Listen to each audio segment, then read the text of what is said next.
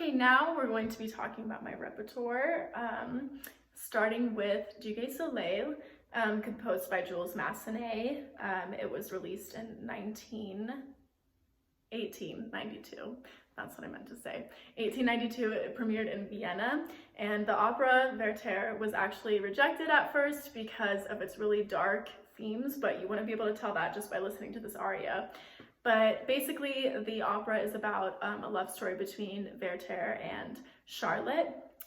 Charlotte is the older sister of Sophie, and they met at a ball after Sophie and Charlotte's mother died, but she was promised to a man named Albert because she promised her mother on her deathbed that she would marry a man named Albert. So Charlotte and Werther can't be together. And in the second act, Albert and Charlotte are married, and this is when Gigue Soleil comes in. They're all headed, including Werther, to a celebration for the pastor, and Werther is feeling very down, and Sophie is being a 15-year-old girl and is singing about flowers and the beautiful sun, and everybody's happy, and then she addresses Werther and is like, why are you so somber? Why the somber face? So she completely contrasts with the dark themes of the opera, because later on, Charlotte and Werther never end up together, and Charlotte can't confess her love before Werther dies, and it's really dramatic. And but Sophie is kind of the she's not the hero, but the anti-hero of all the darkness. I don't know if that makes sense, of the opera, but she kind of offsets all that. So anyways, Massenet was born in France, and he was known for his operas and his incidentals. He was very dramatic and loved the theater and operas, and so his most well-known ones are The Juggler of Notre Dame and The Great Aunt and Werther. And he was known for incorporating sensuality and Asian culture and realism into Werther, and especially with the realism, or into his operas, and especially with Werther, there's a lot of realism and dark themes and everything in that. But he died in 1912, and he taught in Paris until his death. Yes, so the most challenging part of this aria for me was definitely the French syntax and learning how to spit out all those words while still making it sound like it actually has meaning, and that like certain words have emphasis, which we talked about a lot in diction, you know, finding which words should have the secondary versus the primary stresses. So we worked a lot on that, and then so that was the main thing that I think I learned with this aria, especially have never taken French before. So that was really helpful. But it was also challenging, I think, to keep the support in the kind of the higher range, just to make sure that I'm grounding myself and everything as the piece moves super quickly.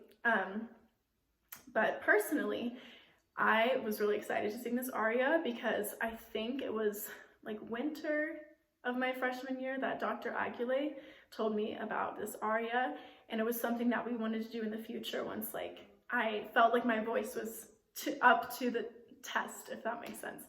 So it's cool that now I've built my repertoire up enough to be able to include things such as this, and I have listened to it for like at least a year, just like just for fun, just because I think it's a really pretty aria, and I think I really love Sophie's character in contrast to the dark themes of the opera, and I think she really offsets it, and I like how positive and joyful this aria is, because a lot of times arias are pretty dramatic, so I really love this aria.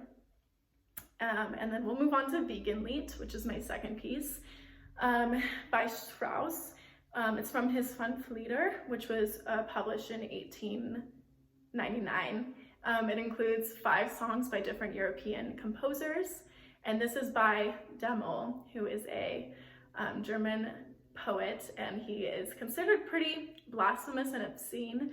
His other poetry is really dark because he was a war veteran, and his poetry covered a lot of really dark themes, and so he was actually tried for obscenity in the 1890s, but you wouldn't be able to tell that with the text of this, which translates to dream, my light, my love, my sweet, source of my worries, and then also includes a lot of flower imagery in each section, and it's almost comparing the subject to a flower.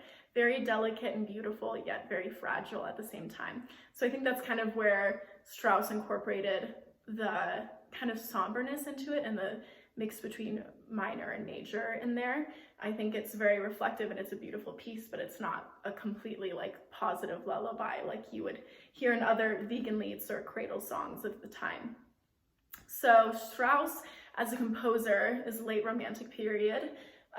He was born in Germany and was very influenced by Wagner and other German composers of the time, but it's kind of interesting because Brahms, Wagner's enemy, had another Wiegenlied, but they do not sound very similar at all. But basically, he entered school very young and was producing things at a very young age. And his first one that got him a lot of attention was Suite for 13 Winds, and that was one of his first published pieces that got a lot of attention.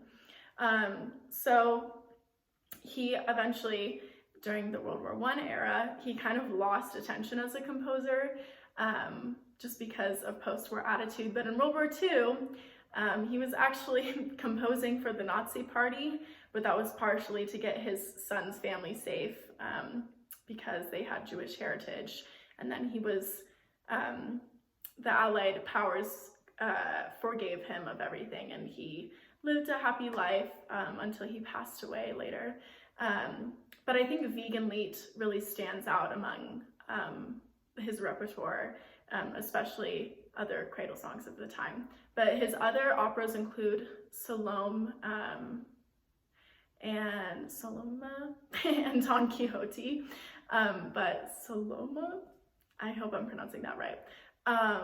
It was actually very dark and was also considered obscene, which is kind of interesting between the poet and composer. A similar thing that happened there. But anyways, with this piece, challenges for me were definitely the breath and ostinato.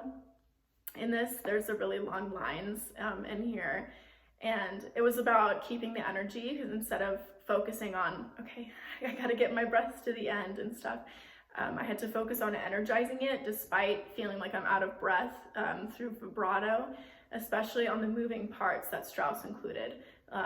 Like on the quarter notes and eighth notes at the very end of the lines that move to the next note, it was really important to energize through that just to keep the piece going because it's at such a slow tempo.